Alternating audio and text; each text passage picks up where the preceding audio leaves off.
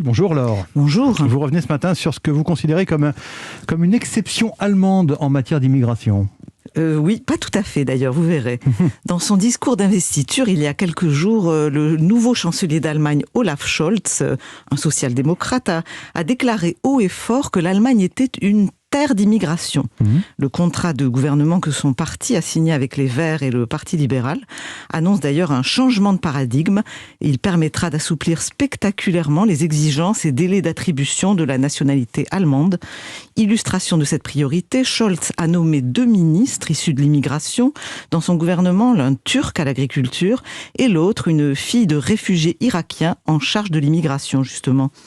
Beaucoup de gazettes françaises y voient le signe d'une exception allemande en faveur d'une immigration décomplexée, à l'opposé du débat électoral passionnel et inquiet de la France et du reste de l'Europe sur le sujet. Alors y a-t-il vraiment, Laure, une exception allemande sur l'immigration ou pas ?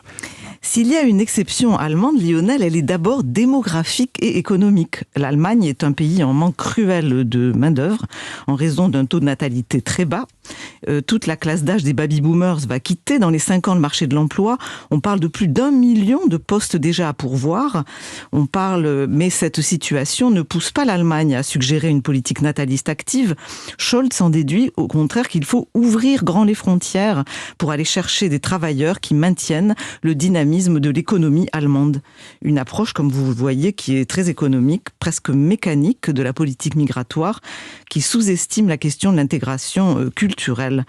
La nouvelle équipe met en avant les succès de l'intégration des Turcs. Elle donne en exemple notamment la remarquable percée de la société BioNTech, qui est à l'origine d'un des premiers vaccins anti-Covid et dont les 2 fondateurs sont justement turcs.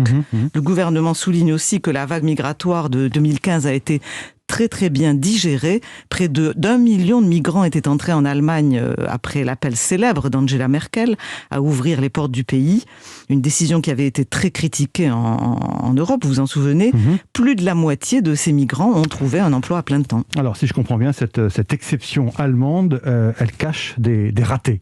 Oui, il faut se méfier d'une vision trop idyllique, car même si persiste au-delà de la logique économique un vrai élan humanitaire, chrétien, outre-Rhin, notamment à droite, les Allemands sont en réalité très partagés sur l'immigration depuis le choc migratoire de 2015, qui a généré de nombreux problèmes de sécurité et aussi des tensions intercommunautaires sensible. Un malaise qui s'est traduit en 2017 par la forte percée du parti anti-immigrationniste d'extrême droite Alternative pour l'Allemagne, dans la partie orientale du pays.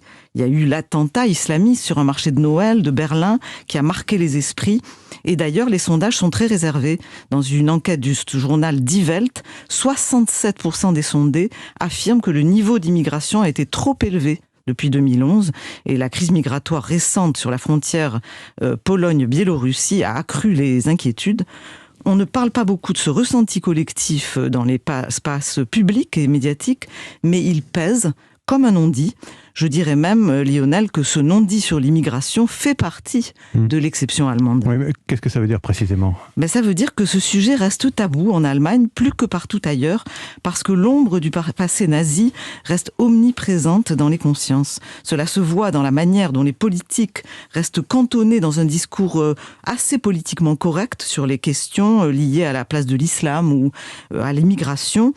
Si vous voyez, par exemple, la décision de la maire de Cologne, Henriette Reker, qui est une élue verte, qui a autorisé l'appel du muezzin en ville au moment de la prière musulmane, 61% des Allemands y étaient hostiles.